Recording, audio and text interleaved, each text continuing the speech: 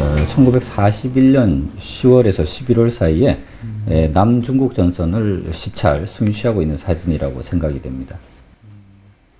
지금 태평양 전쟁 발발 직전, 일제는 중장으로 승진한 영친왕을 남중국 전선에까지 파견했다. 전선 시찰하고 예, 그렇습니다.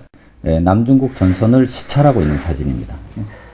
당시 지위는 어떻게 됩니까? 당시 영친왕 이은은 일본군 육군 중장으로서 제51사단 사단장이었습니다. 전선을 순시하고 관동군 시찰 등의 임무를 수행했던 영친왕. 그러나 그에게 실질적인 지휘권은 주어지지 않았다. 북중국 전선에 이제 배치가 되었던 이유는 전투에 참전시키기 위한 목적이 아니었습니다. 황족 군인들은 위험한 전투가 일어나고 있는 전선의 최전선에는 배치를 시키지 않습니다.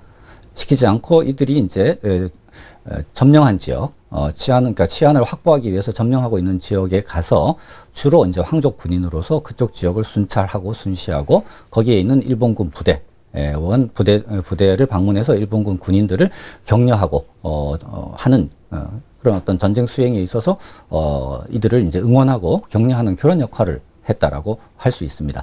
그것은 일본 다른 황족 군인들도 마찬가지고요. 영친왕 이은도 역시 그 일본 황족 군인의 일원으로서 그러한 역할을 수행을 했다라고 할 수가 있습니다.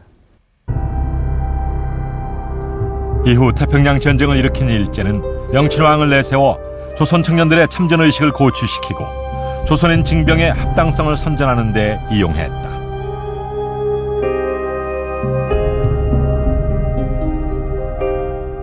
일본 육군 유년학교를 시작으로 육군 사관학교를 거쳐 육군 대학까지 일본 제국주의 군사교육의 엘리트 코스를 거쳐온 영친왕. 침략전쟁이 한창이던 당시 영친왕은 일본 왕족의 신분으로 그 역할과 의무를 묵묵히 수행합니다. 이러한 그의 삶의 행적은 오늘날까지도 논란의 대상이 되고 있는데요.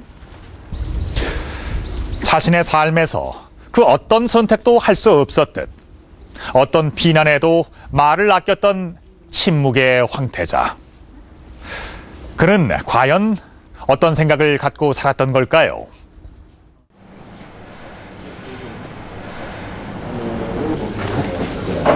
순종이 승하함에 따라 몰락한 조선 왕조의 왕위를 물려받은 영친왕을 일제는 조선 통치의 수단으로 끊임없이 이용했다. 육군성 대일기 목록. 1926년 일본 육군성에서 작성한 밀대일기.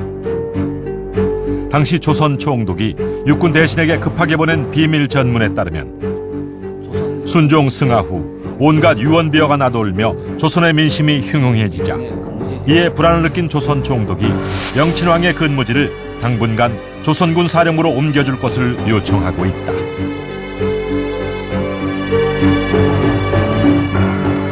조선 총독부 같은 경우는 이 1919년에 고종이 승하했을 때 3.1운동이 일어났죠. 그 다음에 실제로 1926년에 순종이 승하했을 때 60만세 운동도 일어납니다.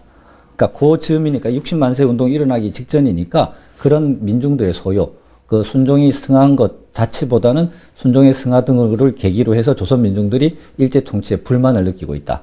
이게 실제로 60만세 사건으로 터지게 되니까 그런 그 움직임을 감지한 조선 총독부가 불안을 느끼고 영친왕을 우리가 조선으로 배치를 했다. 조선으로 오실 거다. 라는 식으로 해서 민심을 수습해 보려고 하는 통치책의 일환이었다라고 생각이 되는 겁니다.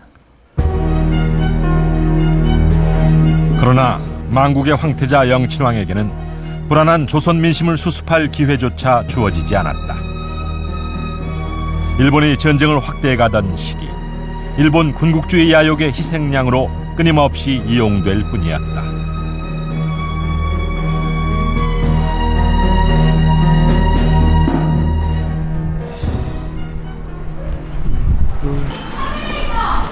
그 무렵 영친왕을 가까이에서 직접 만났던 이가 있다.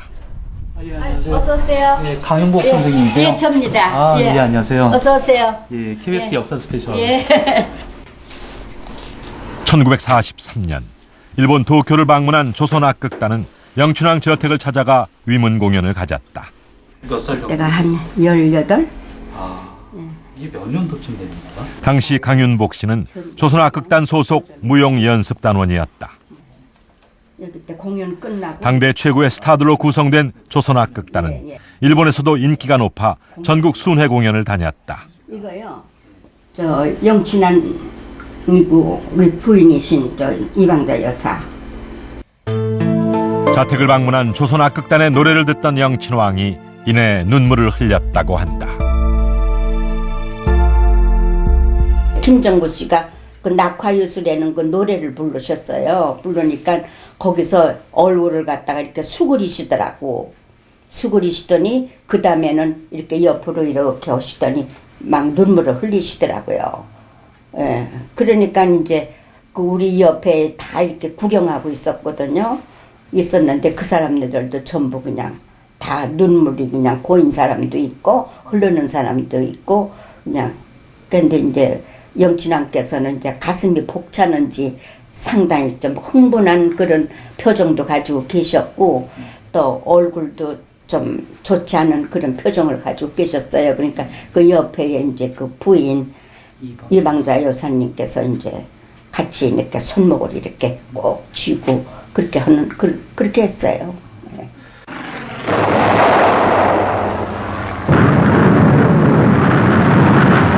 1945년 일본의 패전으로 전쟁이 끝났다. 신헌법이 실시되고 영친왕 내외는 왕족 신분을 박탈당했다.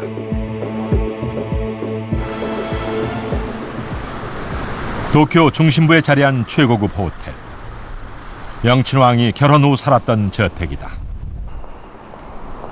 평민으로 전락한 영친왕은 생활고에 시달리던 끝에 저택을 헐값에 매각했다.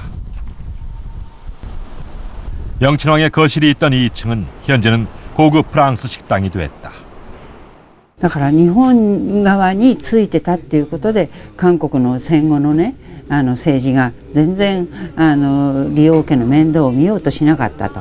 だからもう本当に無国籍の単なる在日外国人みたいな感じの非常に悲しい扱いになって。 1945년 해방을 맞은 후에도 영친왕의 귀국은 허락되지 않았다. 이승만 정부는 영친왕의 정치적 영향력을 우려해 그의 귀국을 막았다. 귀국을 거부당한 영친왕은 무국적 상태로 일본에 거주해야 했다.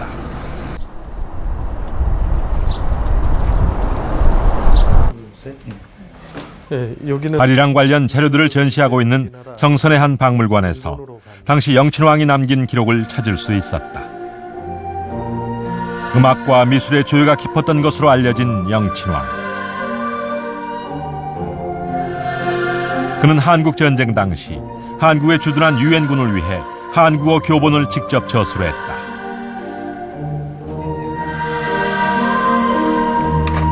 한국어를 처음으로 배울 수 있는 책이고요. 저자는 이은으로 되어 있습니다. 한글 자음 모음부터 해서 또 미국 사람들한테 맞는 발음까지 한글의 자음 모음과 생활 한국어 소개를 주 내용으로 하는 이 책엔 영춘왕이 직접 전통 한복 옷차림을 그렸고 갓, 저고리, 치마 등의 영문 발음까지 붙여놓았다. 그리고 아리랑을 소개하는 것으로 한국어 교본을 마무리 지었다.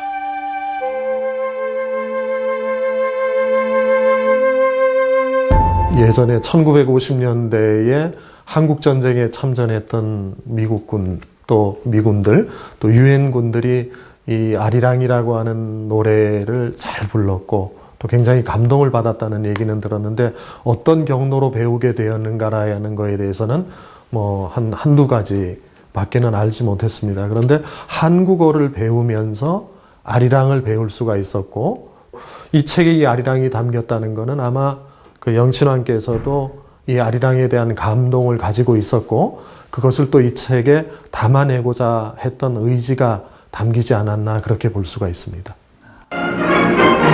1963년 영친왕은 마침내 고국으로 다시 돌아왔다. 일본으로 떠난 지 56년 만의 환국이었다. 하지만 그는 이미 지병으로 반신불수의 몸이 되어 병상에 누운 채 고국